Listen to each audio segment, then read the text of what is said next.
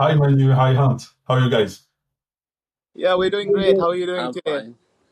I'm doing great. It's hot in Paris, like it's hot in London, and I was like in London 4 weeks ago. I met Manu for the first time, but I didn't meet Hunt yet. So Yeah, it's you'll all get the great. chance soon, I guess. Eventually. Yeah. So guys, it's Saturday, and we were thinking, to have this kind of conversation, this kind of open conversation on AI and how people need to understand it really pretty well.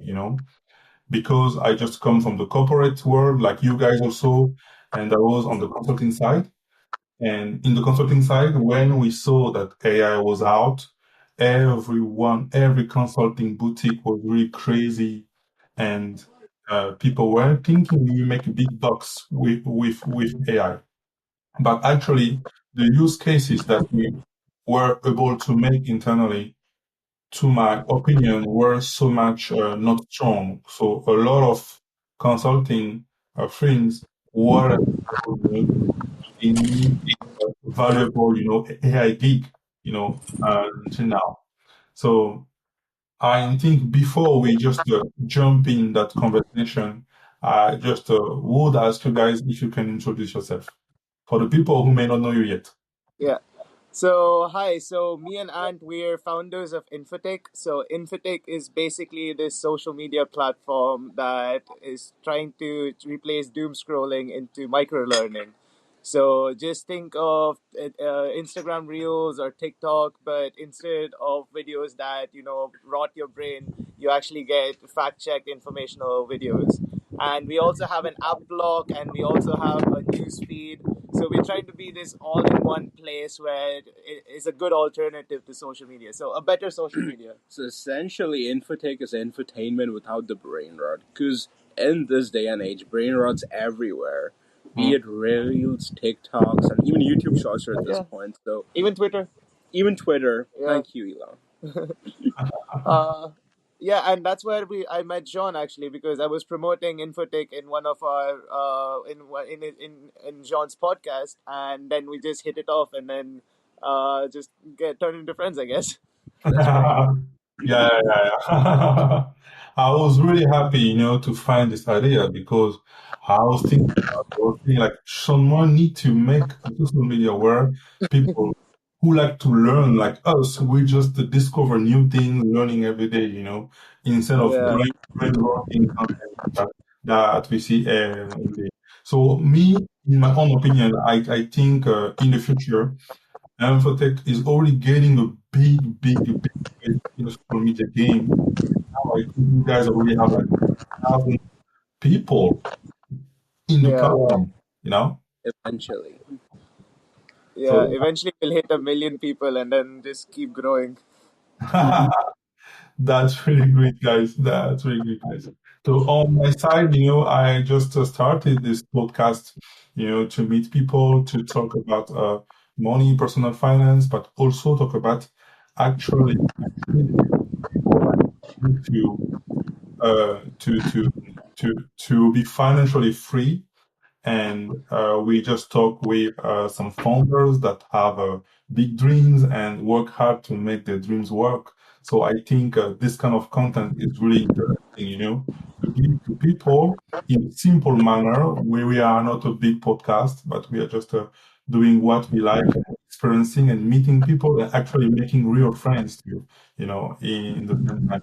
So, and outside from the podcast, I'm just building a Learn Corporate, which is a personal finance application, web application that helps salary people, treat their income like a leverage, not just like something that you need to use to pay your invoices and all of that, but use it like leverage, to build wealth, actually real wealth.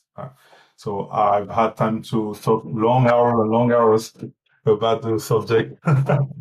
But yeah, so let's just go back to the AI, and I really want to understand, guys, um, how people like me, neophyte like me, uh, need to understand what is actually AI. Because before having AI, We talk about blockchain. We talk about blockchain. We talk about LLMs. Machine learning. Yeah, we ML. talk about AIs. So people are kind of lost, even they don't say it, but they are kind of lost because I think there's a big misunderstanding between LLMs and AI. So guys, just keep teach us. Well, I mean, I think everyone has actually experienced AI for themselves today. So I think everyone has a basic idea of at least how AIs work. But in theory, it's actually pretty simple. It's just guessing. And the guesses get more accurate based on the information that is being fed to into it. So the more accurate information, that's what we call training data. And that's basically the basis of all of these AIs. The only thing that's different from Claude to ChatGPT to any other AI is just the amount of training data, the type of training data, the weights, and also how this training data is being processed. So that is the only thing that differentiates an AI model from another AI model. It's simply the amount the data that it has and the data that, and depending on the input, the prompt that it gives, that you the user gives it, it basically goes back to the data and tries to figure out the most probable answer to it and Mm, just spits it out. And that is why we get hallucinations and stuff like this, because if the data doesn't exist, it just tries to create something else, which usually happens when there is a lack of data. mm, But now we are coming into the place where there is also the issue that it's not just the lack of data but also wrong data. And it's like, how does an AI know real information from fake information? Does it know whether to rank Google Scholar and like Wikipedia much higher than fake news articles and like random people talking in Reddit? How do you verify authenticity? mm, So So here's my take on AI. It's a glorified calculator that is as good as the data that you give it. So let's say you're using a calculator, right? You're like, give me 22 plus 1. You get 23, right? With AI, it's like, write me an essay about the American independence. So essentially, you need to instruct the AI to get your work done. And all the scientists have been debating the term AI itself, as in, should AIs be able to think for themselves, or is singularity even a thing? So, for those who don't know what singularity is, it means that, AI reaches a certain point where it can think for itself and, you know, just live life like us to a yeah, certain degree. Well, the mm, real question is, does AI have consciousness? Because, in my opinion, it's just a calculator with no consciousness. I need to instruct it everything to the point, and still it might, you know, mm. yeah, just create errors out of the blue, just like yeah. what Manny said. But do you think that LLMs are the ones who just fuel act like a fuel for AI? Uh, So LLMs are just a form of AI, I feel, because AIs have been used in a lot of forms other than large language models. Large language models is just the most commercially active one, because AI has existed from like 2013, 2014, but LLMs is what's actually brought it out to the mass Actually, market. early 2000s. Yeah, even early 2000s, but it's only come to the mass market in the last 3 or 4 years, because LLMs has just made it just available and usable for everyone. You don't have to be a developer, you don't need to have any kind of skills, and Mm, you can also use it for everything, because LLMs are just wide ranging, and it can do a lot of different tasks, because usually AIs are trained on a singular task. mm, So some of there's some AIs that's only for road traffic signals identification. That's for self-driving cars, or maybe it's for the fridge that is a smart fridge that is trying to regulate temperature so that food doesn't spoil. But it's very individualistic tasks. mm, LLMs is like the first AI that just basically does everything. mm. Mm-hmm. Okay. LLM does everything, and AI it's on a specific task, right? No, AI is just everything. LLMs is a section of LLM is just a subset of AI, Yeah, in my LLM is opinion. a subsection of AI that does everything. Mm-hmm. But there's also a lot more AIs that just do one or two things very well. Thursday we had the news that OpenAI released GPT, and Yes. we just have like a mixed feelings online. Some people are saying that GPT-5 is the best and all of that, and some people are saying GPT-5 is just not so much far than GPT-4, and it has some kind of hallucination too. And I think Mhm. previously you just said that AI make hallucinations when they have a lot of information and they won't have the answer in this kind of information that they were trained on, and so they will tend to create some new data. So I don't know, guys, if you already tried GPT-5, and Yeah. what's your take on that? So I've tried both GPT-5 as well as Claude 4.1 Opus, and in my opinion, again, it's just my personal take, 4.1 beats GPT-5. And the only good thing about GPT-5 is that it's faster than GPT-03, slightly better, and although it hallucinates lesser. But in terms of coding and technical capabilities, Claude's way ahead of GPT. On the other hand, for generic day-to-day tasks, essay writing, I would say GPT is pretty decent at what it is, but it's still expensive. Plus, I'm excited to see what DeepSeek R2 and Elon does with Grok. So I feel like we're achieve like if you looked at all these benchmarks, right, for like all the AIs, you can see that at least it's been really crazy growth for the last year and a half. But now we're almost like stagnating. Like every all the models are already really great. So Mm, every model is only like 5 or 10% higher. When like less than a year ago, we were GPT-1 and GPT-2 had like 300, 400% increase, and then Perplexity came, and then Deep Search came, and then it reduces token requirements by huge percentages. But I feel like now we're just like teetering out. We're at the top of the curve where there is going to be innovations, but it's not going to change anything very drastically. And I mm, think the main reason is that we're running out of data. Like, we have given all the information that we have access to these AI tools already, but we have to wait until new data is created and more new information is created until these AI tools can get better. Mm-hmm. And there's also the dead internet theory, that what happens when these AI tools start taking information from other AI tools, right? Because if AI generated content exists on the internet and AI scrapes internet content, and so AI is basically just reading its own text. So what happens in that information where there's no human involved, and it just turns into a cycle of AI creating content, and then it just keeps hallucinating, and by the end, it has no relationship with the actual information that it was trying to provide. mm.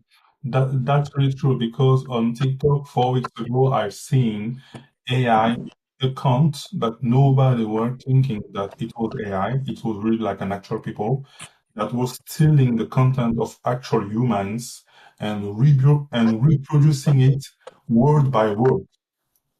Mm-hmm. And we already have some kind of influencer that we think that are actually human, but they are just some AIs bots that are created, to through social media. So finally, if I understand well, because the common people are just afraid that AI will grow much more stronger to an extent that when AI will be merged with robot, robot like Optimus from Elon Musk, it can just Transform. go to the office, open a computer, and work like an actually salary people. Do you think, guys, the same thing will happen? I feel like it's already happening. Like, there's already a lot of roles that have already been completely taken over by AI. And honestly, I don't have an issue with that in particular. Like, if these jobs aren't necessarily something that people want to do, like, okay, like customer service, I think Skype has made like 70% of their customer service calls taken over by AI. That's really great. But what about music and art? Humans like to do that, but I don't want, like I don't want AI to take over jobs that humans don't want to take over, right? Like, Mm-hmm. we like creating, we like reading, writing books, we like creating music, we like drawing and creating images. So let's leave AI for the boring tasks, Mm-hmm. filing your taxes, doing your laundry, stuff like that. Let's leave the fun stuff for the humans. That's my take, at least. Yes, But AI can definitely take over humans' work. it's literally happening in front of us. Yeah.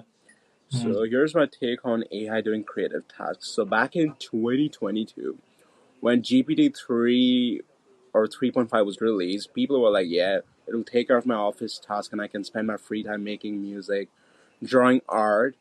However, visual AI models started entering the market.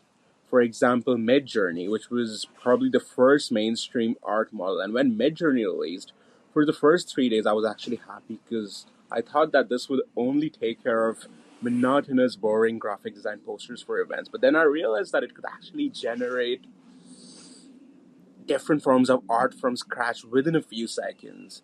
And I was like, well, I want AI to do my laundry and take care of my office tasks and not, design or make music. So that kind of annoys me as an individual. But I personally believe that humans still prefer consuming real art and real music over AI music because it's extremely monotonous and people want that human touch because the emotion can't be faked in my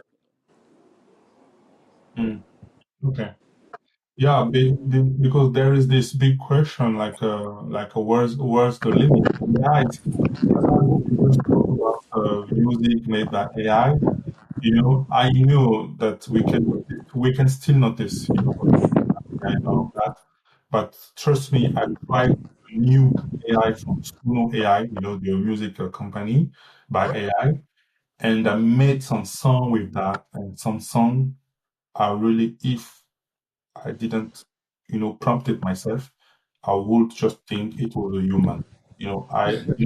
Looks like, the model is getting really stronger and stronger. Yeah, and that's the problem I feel with AI just having the capacity of creating music and art.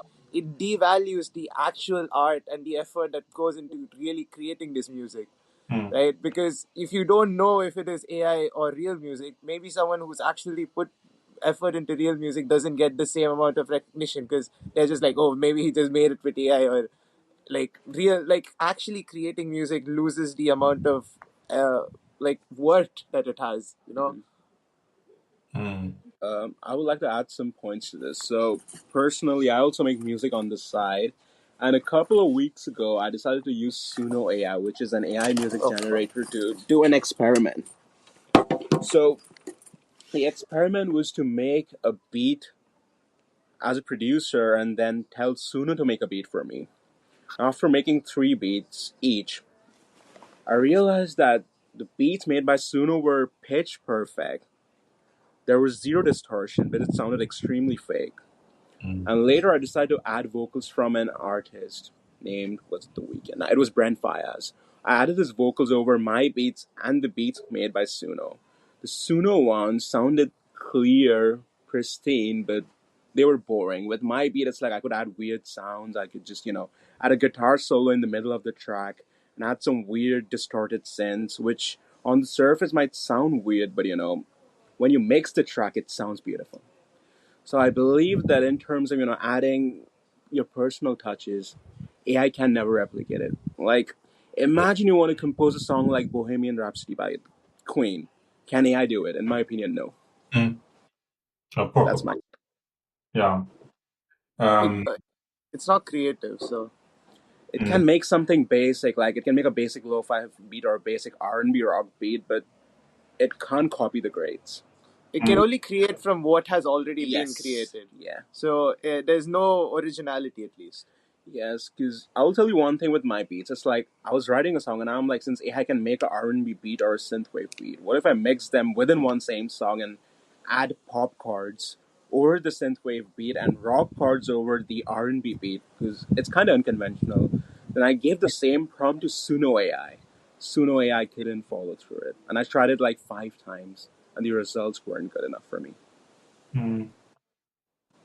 Yes, I kind of agree with you guys with this, because finally, what is fueling AI is the data, and the Yeah. data that they give AI is data that has been created by humans, by our interactions and all of that.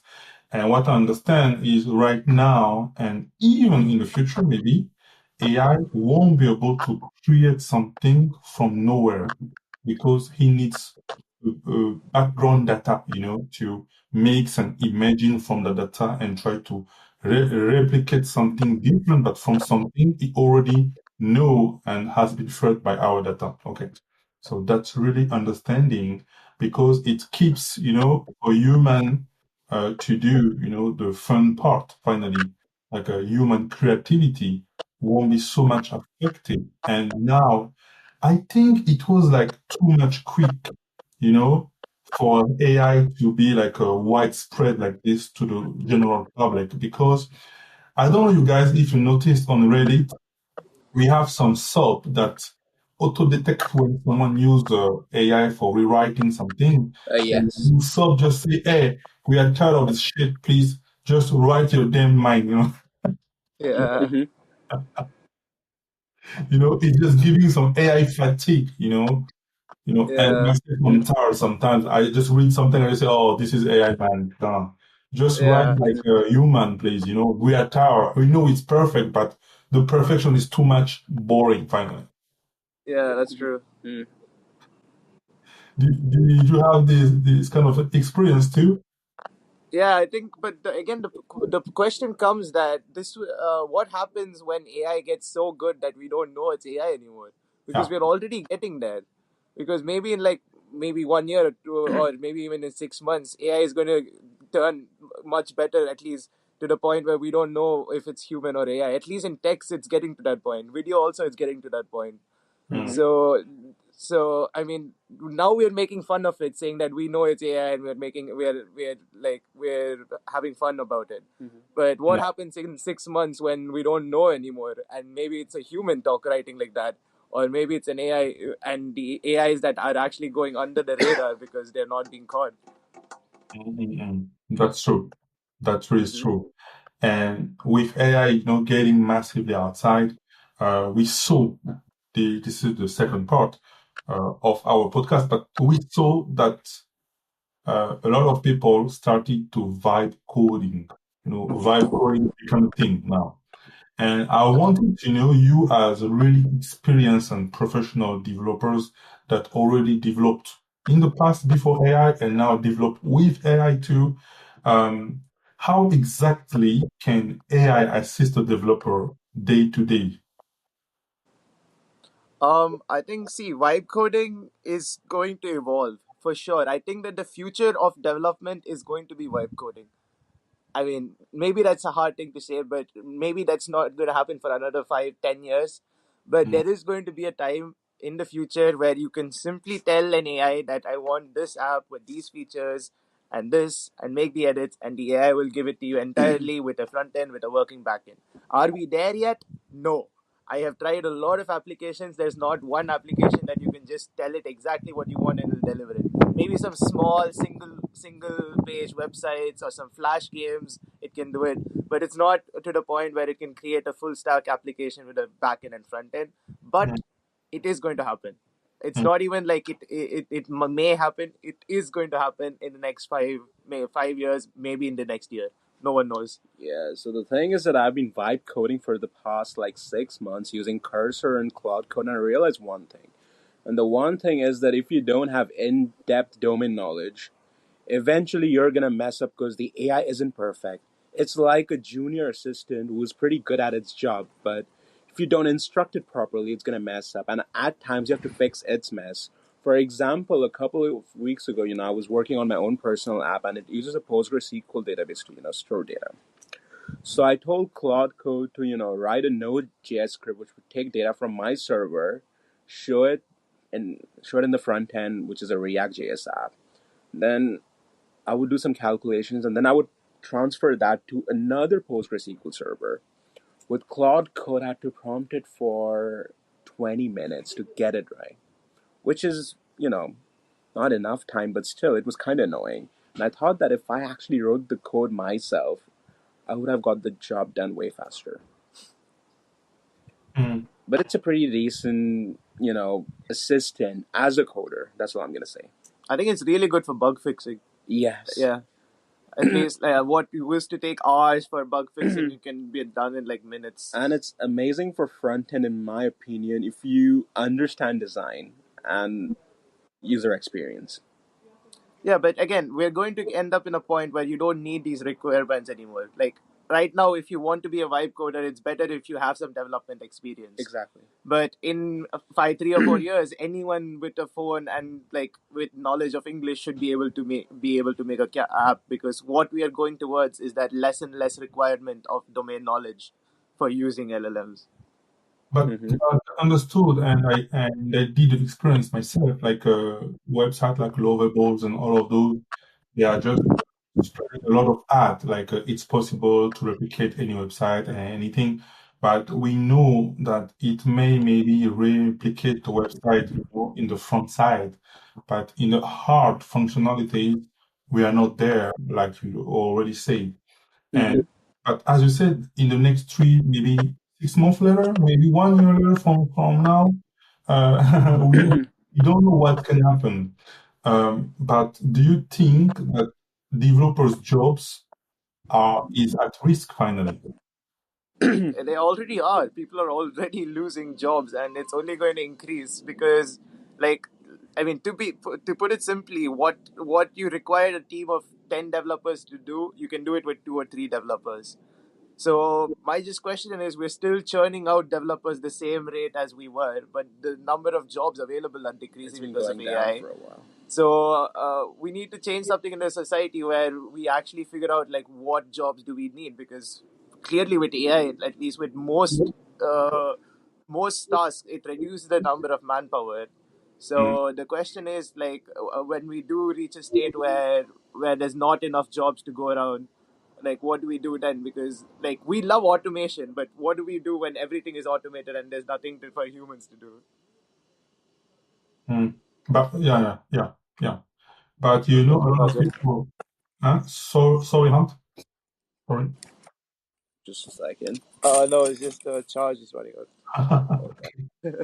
Don't worry, we'll sort this out. That, So, Yeah, I as got the Manu charger. said, instead of hiring 10 developers, you just hire 2 senior developers. mm, You give them access to some good LLM like Cloud Code and tell them to get work done. And thanks to this, junior developers and even mid level developers lose their jobs. So, the real question is, what should they do next? Because one of my close mates from Thailand is starting his own organic farming business, although he has 6 years of work ex as a senior developer. And I was talking to him about, AI taking over jobs, and he's like, and just focus on your creative stuff. Although AI is coming for that, because it's harder to replicate that using AI versus, programming, which can be easily done using GPT-5 or Claude at this point. mm. So I'm slightly anxious because although I'm not a pure coder, I freelance as a full stack developer for clients. And one of my clients literally told me that he doesn't need me anymore because he can just use Lovable or what was the other app called?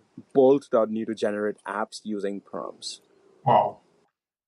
So it means it's already happened to you, like losing a client that say, okay, I think I can do it myself because I can use another tool. Exactly. Wow. Okay. Because I will tell you, 3 years ago, when I was working as a React.js developer, clients would approach me on LinkedIn and be like, and we need help with this app. Can you please help us? And I would choose my clients and be like, I'm going to charge this amount. Now I no longer have that privilege because my job has been taken, it's being outsourced to LLMs at this point. Wow. So I started using LLMs to get work done because, as they say, if you can't beat them, just join them. Mm. Guys, I think we are having a small camera problem. Wait. Just a second. Yeah, I think the screen fell asleep. The audio was recorded, right? The audio is working fine. Yeah. Yeah. Mm-hmm. Yeah, I think the screen fell asleep. There it goes. Uh, but you know, I I'm kind of myself a little anxious too, a little anxious.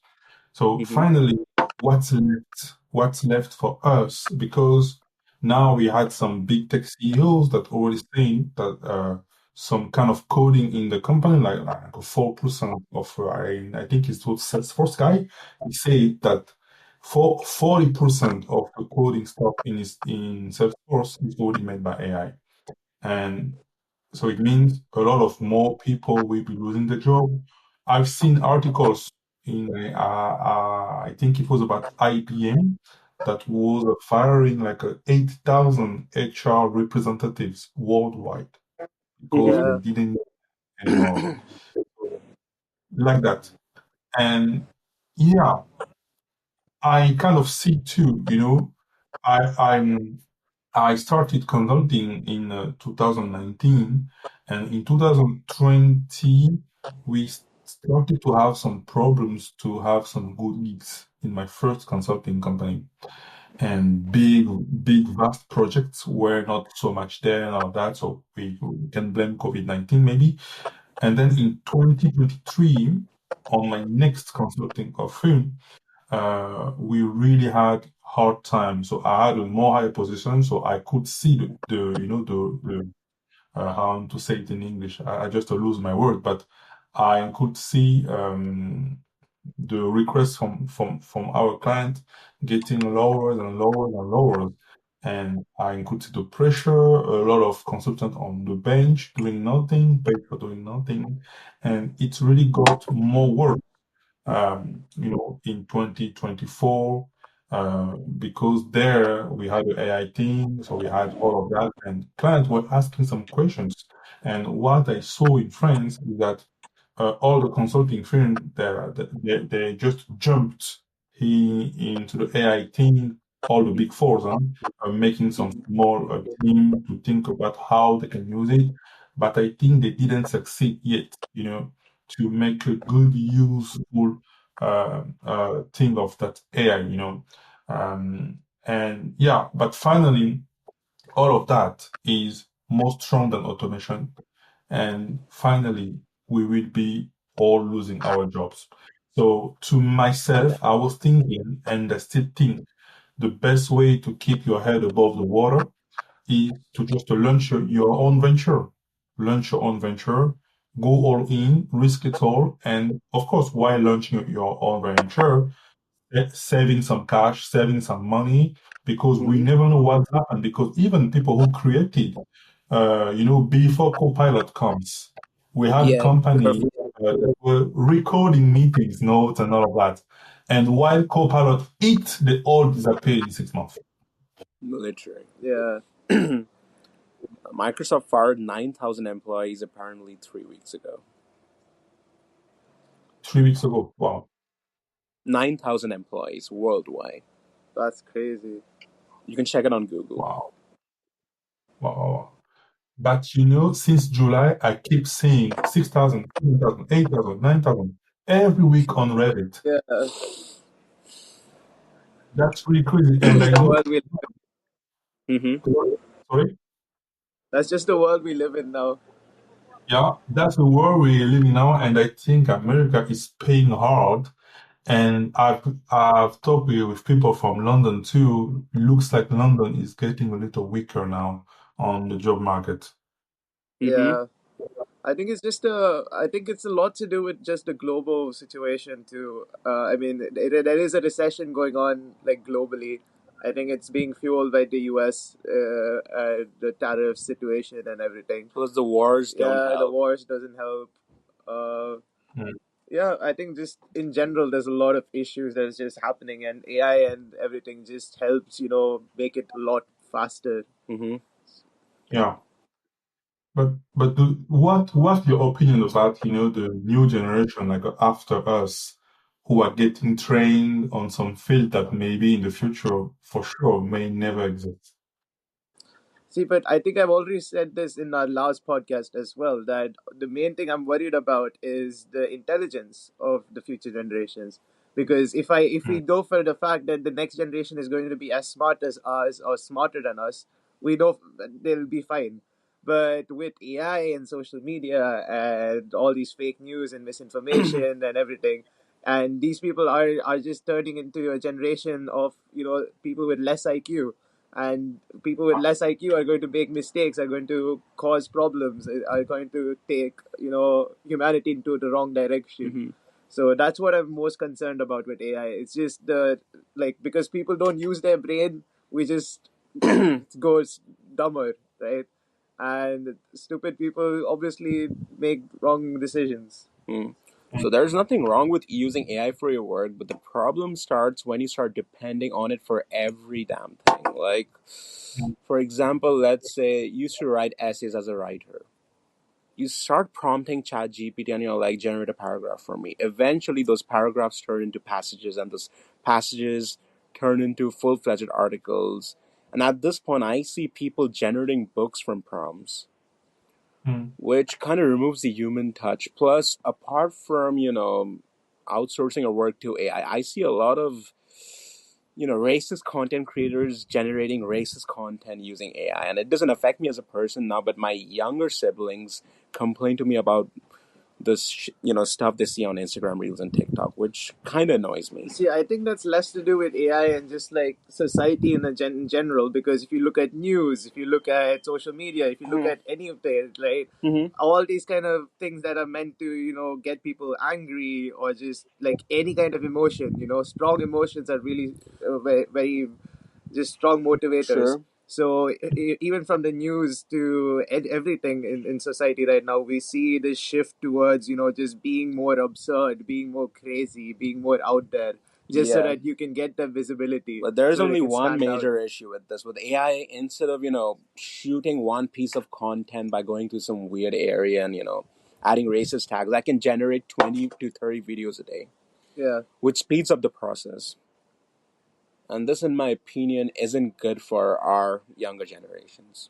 Mhm. I think I totally agree with that because sometimes I'm doing some TikTok live. I just play gaming on my computer and share my screen and chat with everyone. Mm-hmm. And then I got on my live last night some youngers that come from like not even junior school, like really young, like 10 years old, 12 years old. Of course, they Mm-hmm. don't have the right to be in the app, so they were just kind of chatting with me, talking. And someone said, "Oh, I just have some homework to do," because I was asking, "Why you just stay so late like this? Why your parents don't let you go to sleep? It's already 10 p.m. What are they doing online?" They say, Perfect. "Oh, me, it's okay. I already made all my homework and just put all my homework inside ChatGPT." And then I was like, "Oh, you put your homework in ChatGPT? 10 years old? Of course. The teacher, he don't even have time to notice." So he don't even care because here we have a problem with teachers because they have a lot of work, but we have less and less teachers because school became violent because it's a new generation that is violent too much violent, and they Mm-hmm. just actually fight with actual knife. So yeah, they're really getting crazier. But that was turned that at 10 years old, you can't even do your own exercise. You're relying on free ChatGPT on your phone to have Yeah. answers. Crazy.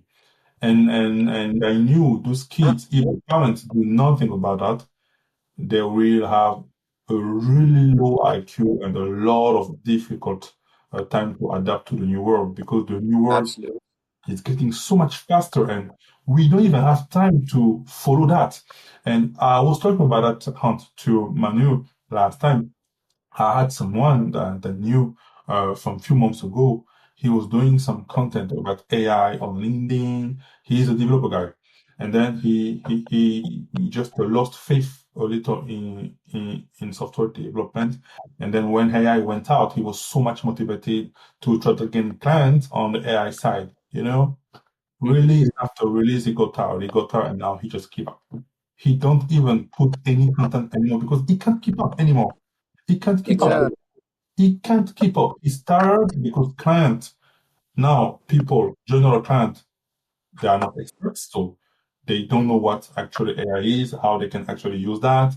So they are asking a lot of things, but they are seeing also that things are changing. So some things they do it themselves, like logos, like a bug fixing, all of that. So it's really getting so much difficult to know how to position yourself in this Yeah, market. And I felt like, I was talking about the company that disappeared 6 months after Copilot recording meetings, was there. So I don't know if you remember those kind of company. You just plug a bot in your Teams app on the work, and then they all disappeared, guys. All yeah. disappeared. Mm-hmm. That's because AI is just changing and so quickly. That's also my problem with like education systems with AI. That there is no way that a course on AI would be relevant because Mm, AI is changing so fast that the only way to stay up to date is like YouTube videos and course and tutorials. Like universities and colleges, they do not provide the same coursework for AI anymore. Like if you want to learn AI, do not do a course from a university or a college or anything because there is no way the course that they have created is going to be up to date with what AI is doing today. Because if mm, they created this course, it's going to be at least 6 months old. In this 6 months, what ChatGPT 5 is released now, so if you graduate with that information, you're already 6 months or a year behind in terms of knowledge. So it's like, at least in terms of schools and colleges, universities, it's Mm-hmm. just at least in terms of AI, it cannot keep up with how fast it's evolving Mm-hmm. right now. The curriculum needs to be updated every 2 3 months at this pace to keep up with AI. Otherwise, AI is just gonna outpace everyone. wow. 2, 3 months. It's a lot of work. Yeah, because I will tell you, in the next 2 3 months, OpenAI is gonna release the O4 model because they have been trained. O4 Mini has been out for the past like 3 months. Yeah. Although it's not a very good model, is getting better. And although we're talking about GPT-5 now, in 2 months, Yeah. if not Yeah, three, two there'll months. be another GPT. Yeah, And I was doom scrolling, guys. Sorry, I was doom scrolling. we all do. And then I saw they all started talk on Instagram about GPT-7.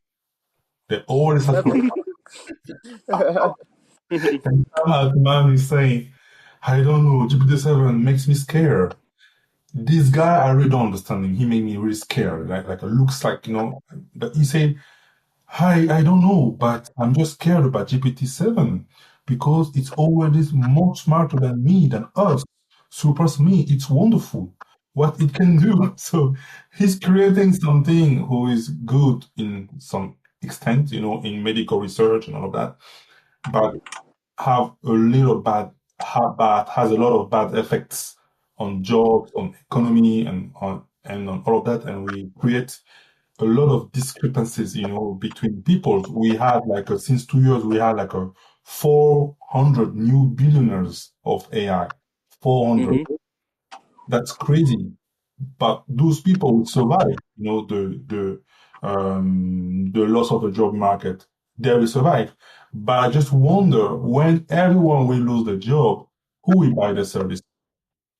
But also, I think the people who are going to be affected is going to be the lower most people first. Like the people who are on the top, who are making revenues and everything, they'll be the last people to get affected by this job loss and with AI, And right? they're just hoarding wealth at this point, so they shall be Yeah. fine.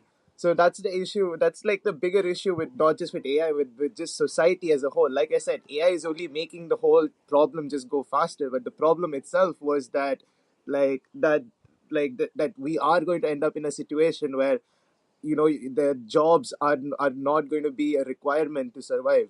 Like you're not going to have the entire population of the human race to be doing work because a lot of work is going to be automated.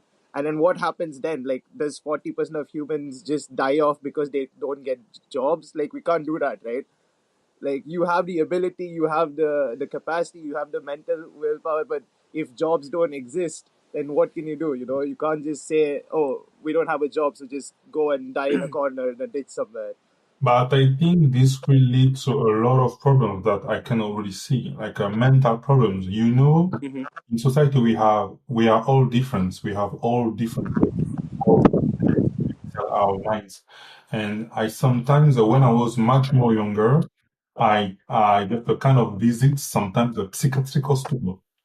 And sometimes you have some normal people who just know that they have a problem, They just go to spend some time to this kind of hospital, to put them some medicine and to make them calm down because they know they have some kind of strange problem. And me, I think that if we don't have jobs anymore and we are falling into a society just of advertisement, of joy, and all of that, it will be a huge society of psychiatric problem, I think, because you Hmm. just lose him. Why I will make company? Because nobody will buy what I'm selling, and we all earn the same money.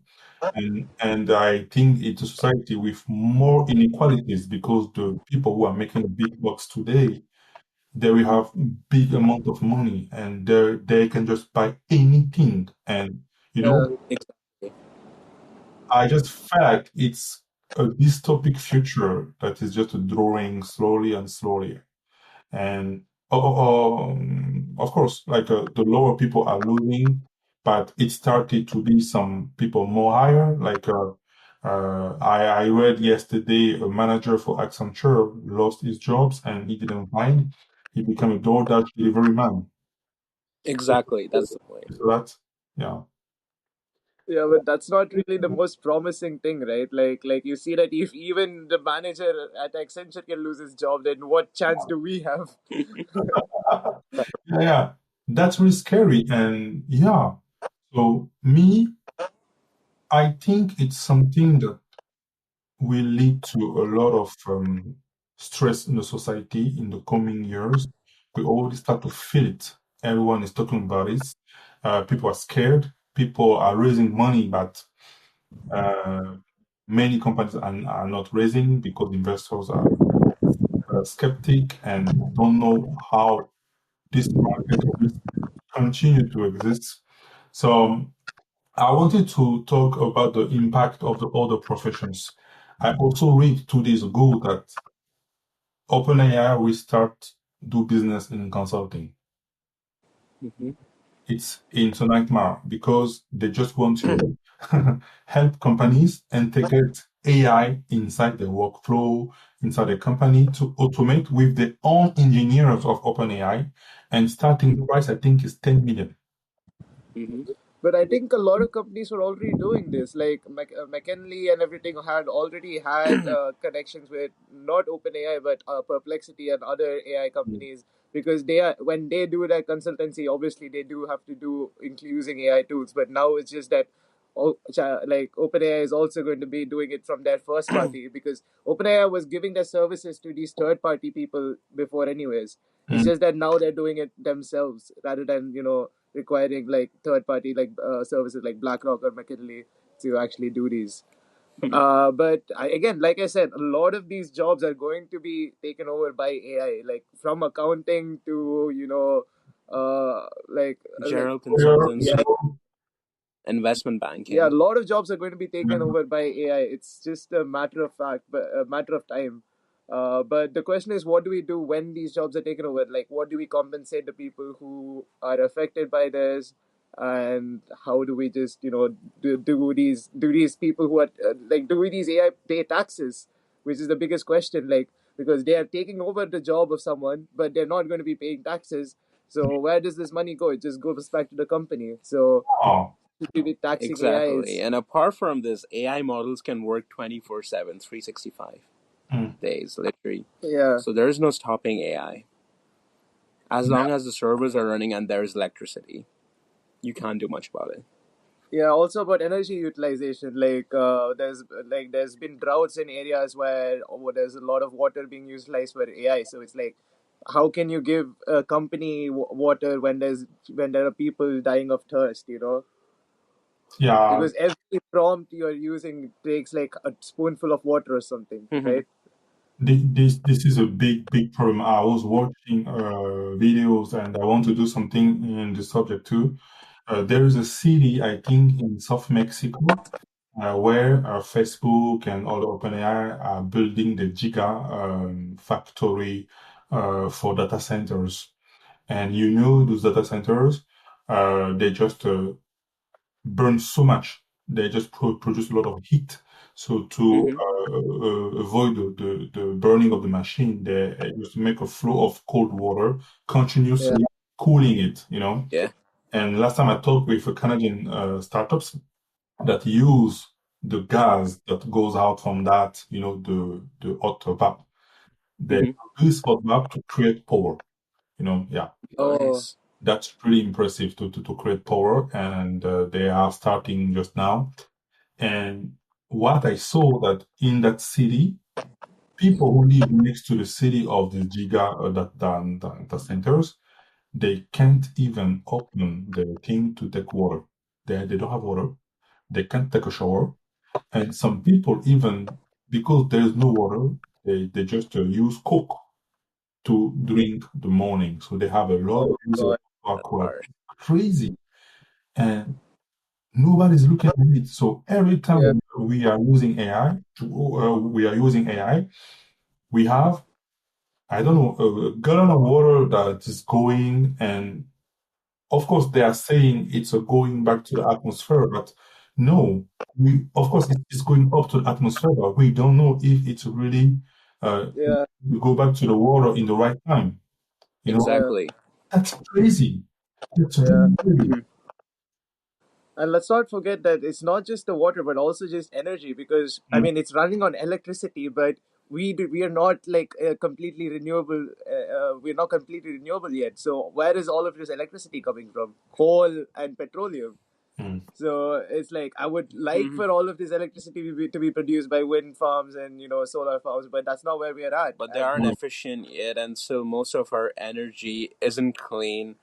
And coal and petroleum isn't good for the environment long term. And also yesterday I saw a video, or I think it was somebody who was talking that why does Chrome give me an AI answer? Like I didn't even ask an AI. I was just doing Google search, Hmm. and it's just wasting resources and water and everything to give me this answer. So every time you're doing a Google search, before you were just using a tiny fraction of electricity to conduct that Google search. Hmm. But now, since you're getting that AI answer, you're using almost 10, 50,000 times the same amount of energy. Wow. Wow. With Yeah, and you're not even requiring it because Yeah. Google's just giving you the It service for feels free. like Gemini.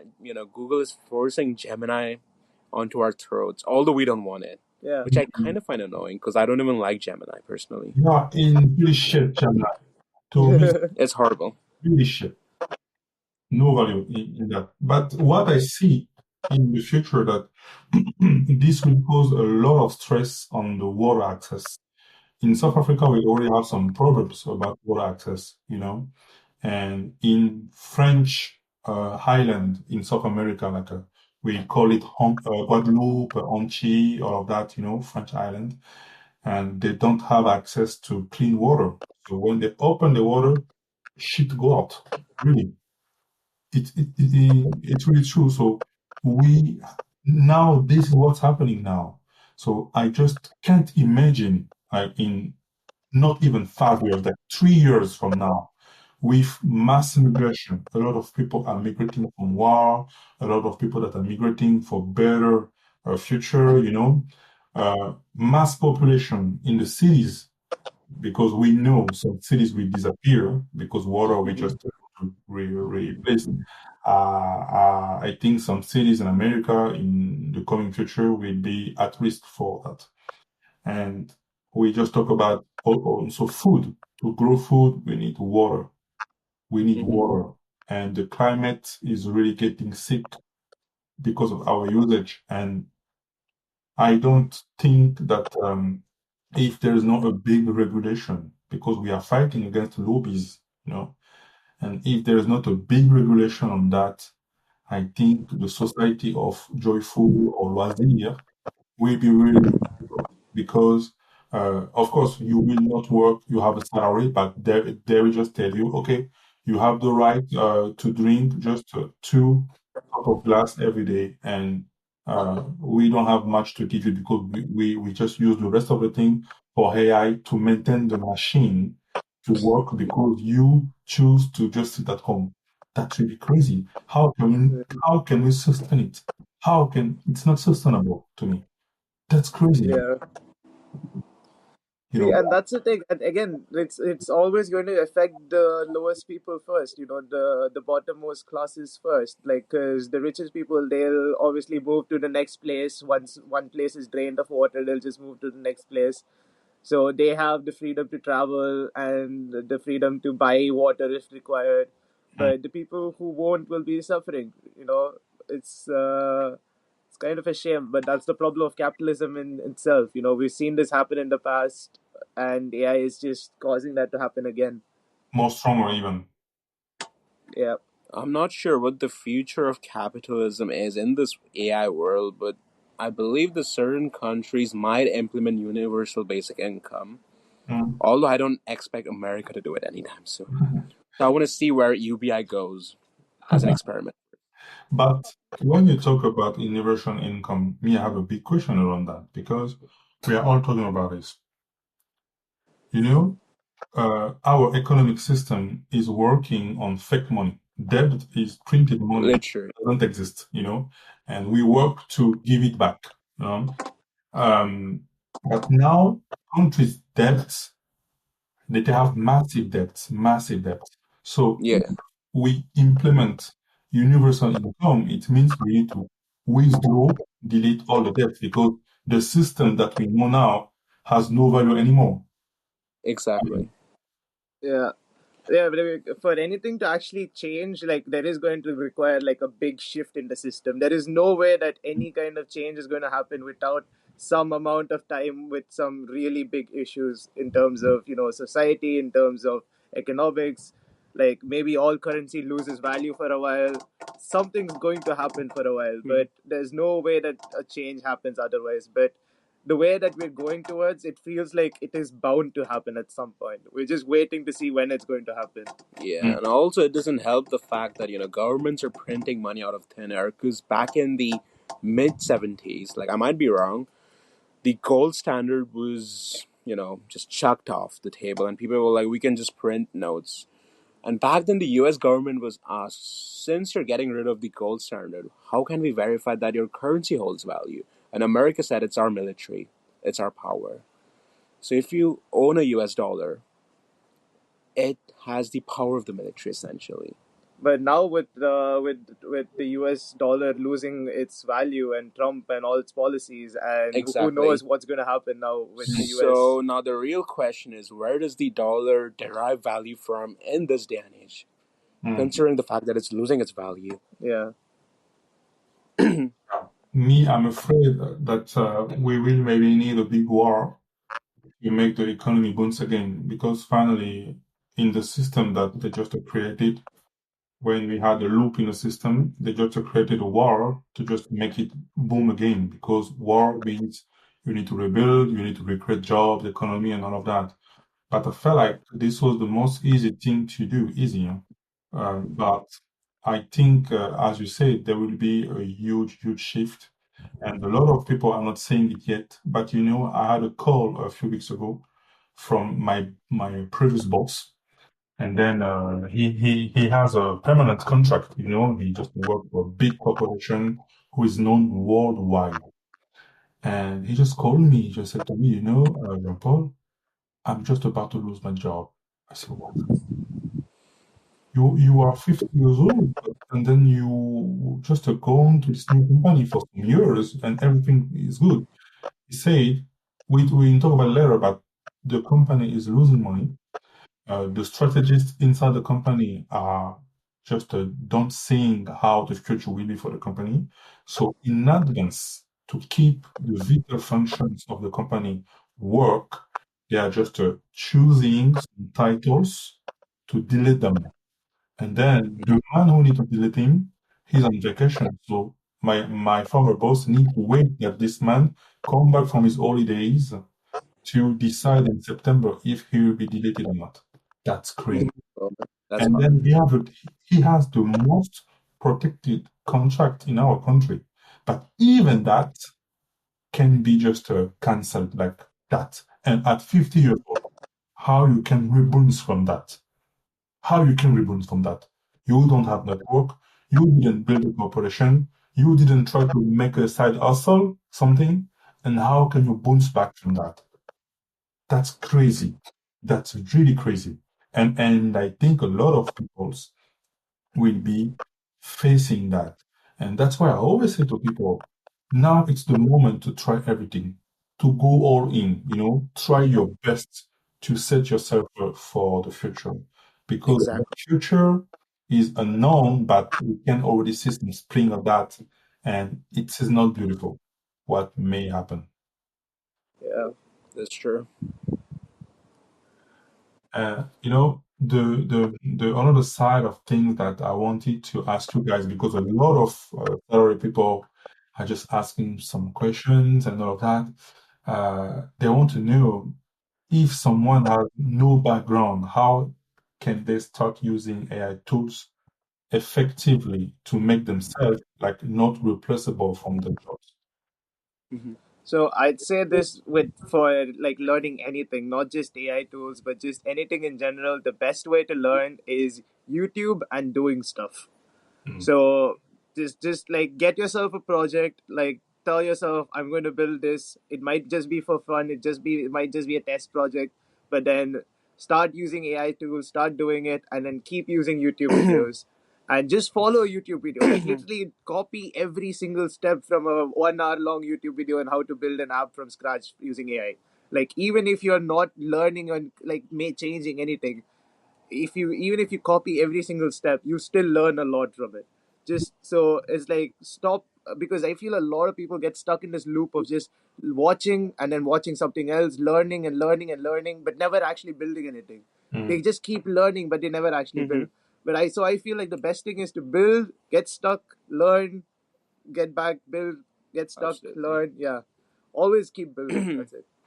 So here's what I would tell my junior peers. First, pick 1 to 2 niches. Could be design, could be coding, could be something creative. It doesn't matter. Second, learn the fundamentals from various sites, including YouTube, Coursera, Udemy, whatever. Third, once you get the fundamentals down, you start using AI as an assistant for your work. Because at this point, you have access to good domain knowledge and you can automate some, monotonous tasks with AI. So start learning and using AI after that point. Four, rinse and repeat. That's what I would recommend in this day and age. mm. Okay. Um, uh, are there any fit that you recommend? Because a lot of people think that learning AI will finally turn them into developers, and some people are not really built like developers. Is AI learning just mean to make people become some developers? So I'd say one thing: development is such a wide-ranging thing. Not everyone needs to be a full-stack developer, and even a Literally. full-stack developer doesn't have to be a mobile and a web developer and everything. You can be just a Python developer, or you can be just a front-end developer. And the experiences that you have to get and the work that you're gonna do in each of these are going to be very different. So let's not put everything together into this one term of development, because that's what people want to be now with AI. Everyone wants to be a full stack developer who can do everything from the basics to the end. But even Infotech wasn't built by one person. I tried doing it alone and I knew it wasn't possible. So Mhm. if you just want to do one part of it, just find one part that you're really interested in and just use that and just make yourself the best at that.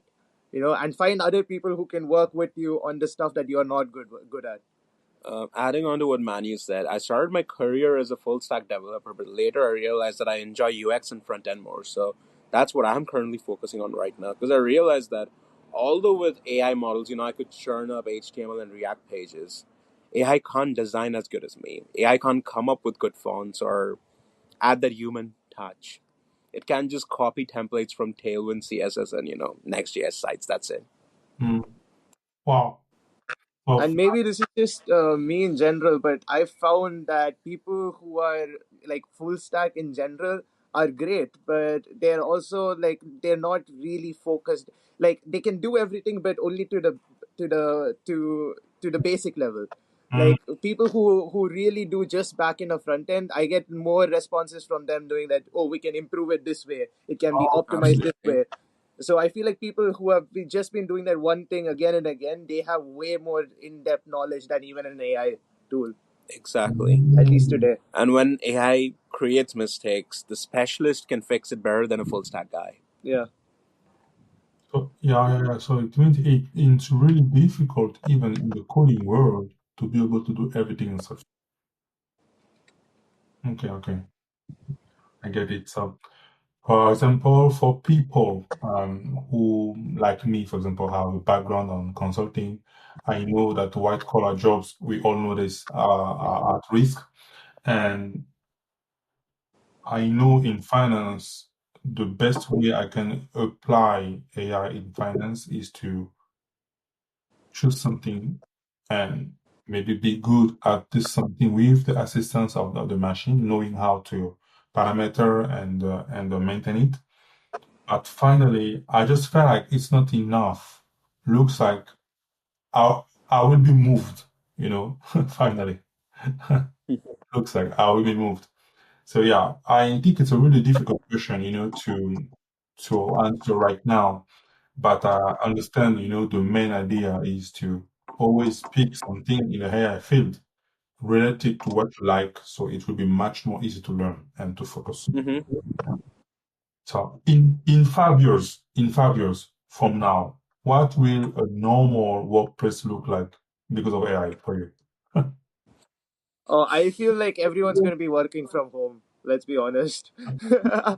Working from office is going to be a thing from the past. But I feel like I at least I hope that people have more freedom to do everything, because let's think about it, right? So you need, like 3 years ago you needed like 4 years of education and everything just to get a job, but now with AI, like you can just shift jobs in like a month or two if you learn something new.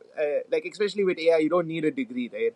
So you can just learn with like a week or two with like some YouTube videos. Exactly. So my hope is that in the future, when almost a lot of these jobs do not require that like 4 or 5 years of studying, everyone can just keep changing jobs and keep finding their new passions and keep exploring and keep trying out new things, figuring out what they really like. Mhm. Okay. Yeah, I believe that thanks to the AI scare in the market, a lot of white collar jobs shall be deleted from the economy, and a lot of people might end up working blue collar jobs. Yeah. Just a second. So, personally, I believe that there shall be a rise in the blue collar market. Mm, Because on Reddit and TikTok, I see a lot of people, dropping out of comp sci and engineering and joining the trades. mm, But that only happens if they are also compensated well. Because like the example that you gave me, that the Accenture manager dropping out and being, so if all the white collar people starts doing the blue collar work, then then there's going to be an issue there also, right? That's the question, literally. Yeah, there's there, always going to be a job shortage, so it's who's going to be affected the most. there will be a big issue because I think, people need to start to downgrade their way of living, For example, for myself, I never changed my way to live since I was in business school. I never changed. Always the same amount of charges, no matter what kind of money I was earning. So some months I was saving like 4,000 euros some months because I didn't know what to do with the money I was earning. Hmm. I didn't need it, to just buy something that was not useful, and that I didn't need, so I just saved like that and I just kept doing it, since I was in the business school. So I think the invasion of the white collar in the blue collar jobs will hurt also the blue collar jobs. Definitely. And finally, it's not everyone that can make this change and who will buy from who, because the market is always a buyer and a seller. But AI is going in the middle and he just used the data of both peoples by killing, the buyer. But AI is a big seller. So who will buy from it?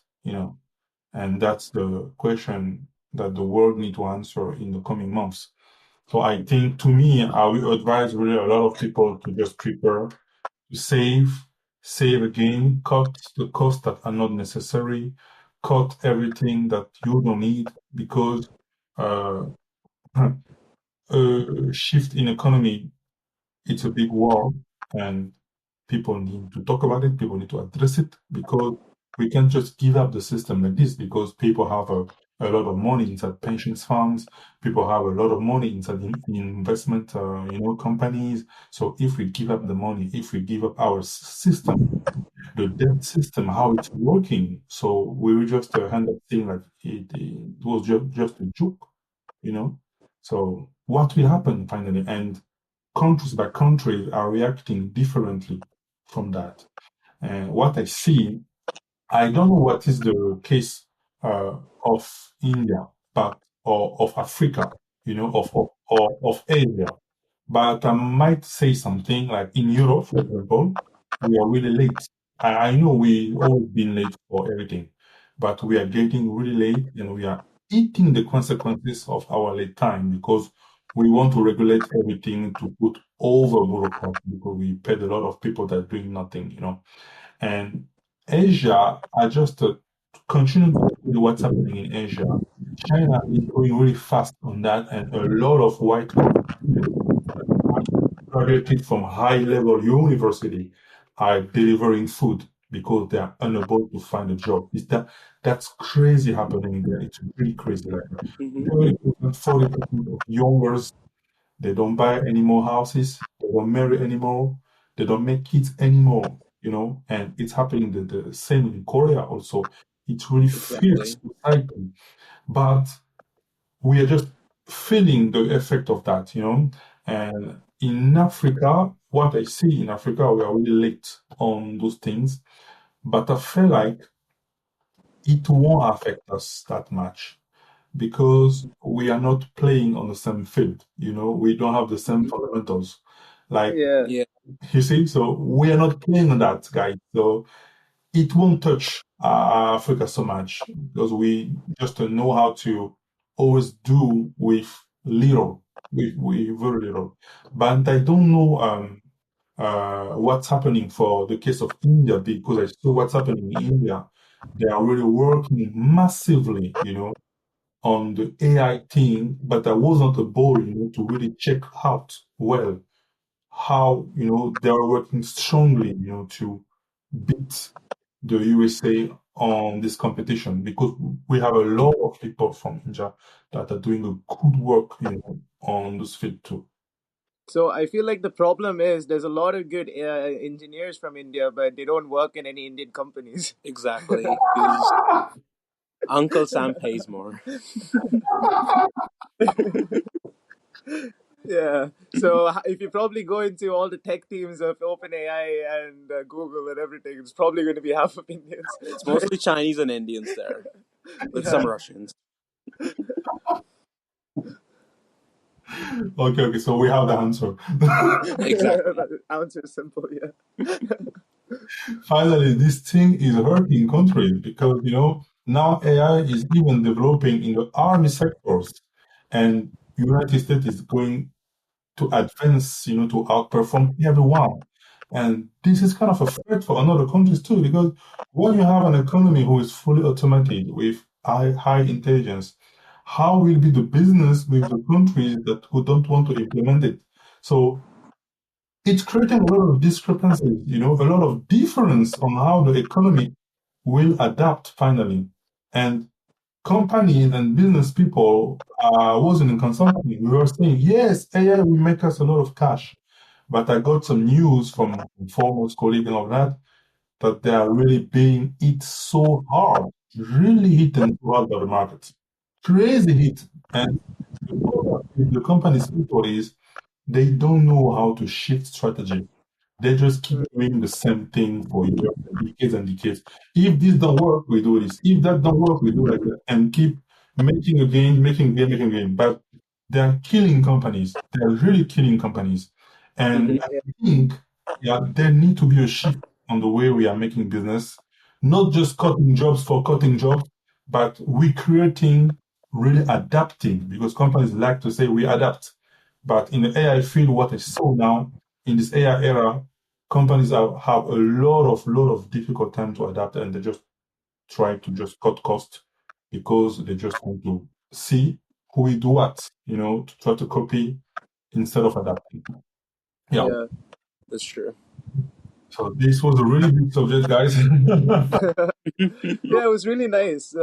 Kind of different from the other interviews that we did, where it was just us talking about each other. But yeah, it was really nice to have a topic and really nice to talk about AI. Yeah, So it's really was great to have your feedback, Hunt, and Manu. It was really yeah, refreshing, and I learned a lot, from your point of view also. And I had some questions myself about that because I really can't even keep following what's happening in the AI world. And like every day, something is happening. And this Mhm. morning, before I the can relate.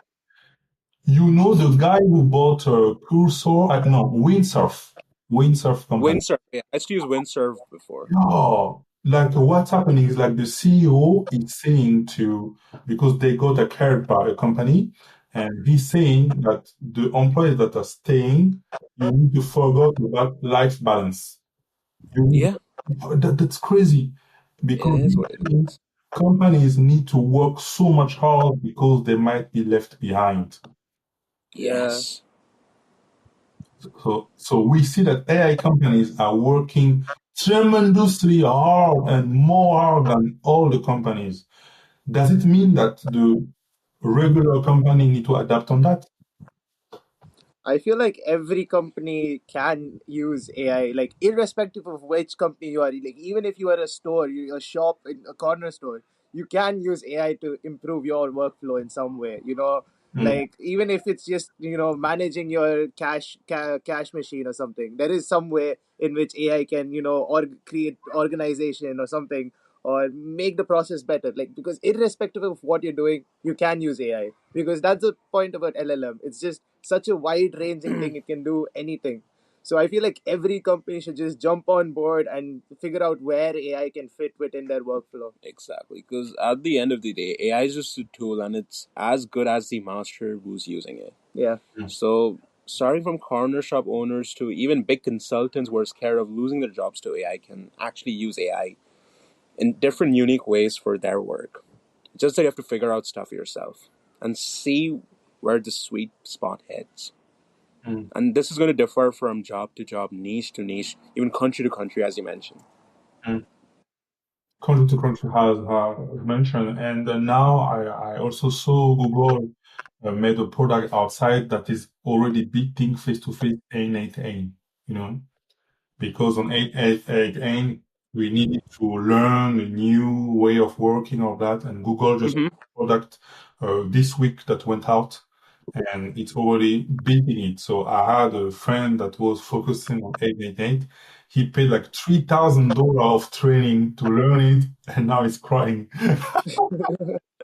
Oh god. That's harsh. Oh, this game is really harsh. This game is really harsh. And yeah, you just need to adapt. So thank you so much, guys. I think it was really great to have you guys. And Mm-hmm. just to remind the people that watch us, you guys founded Infotech, and they need to check it out. They really need to check it Yes. out. Definitely, they should. Yeah, check out Infotech. Turn your scrolling into learning. Stop doom scrolling. Use Yeah. our app blog. And say no to brain rot. Stop doom scrolling. And next week, Tuesday, I just have a podcast with an entrepreneur who is at Dubai, and he just launched a product that help people to find the birdie, to achieve some work.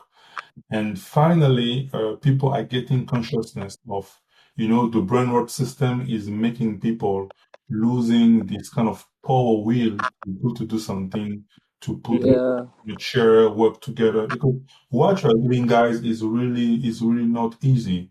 Like to befriend and also work hours and hours on some project for years and years.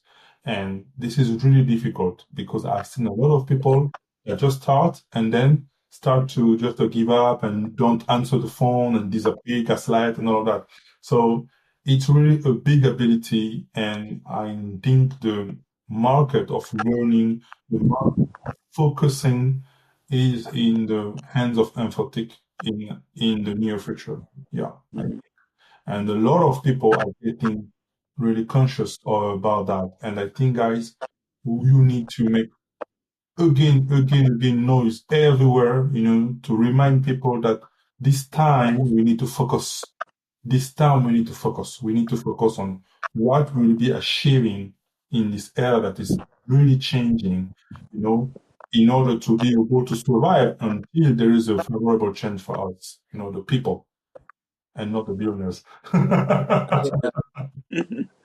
Thank you guys. Thank you guys. Take It care. was lovely Yeah. talking to you. Thanks for Yeah, having us on, John.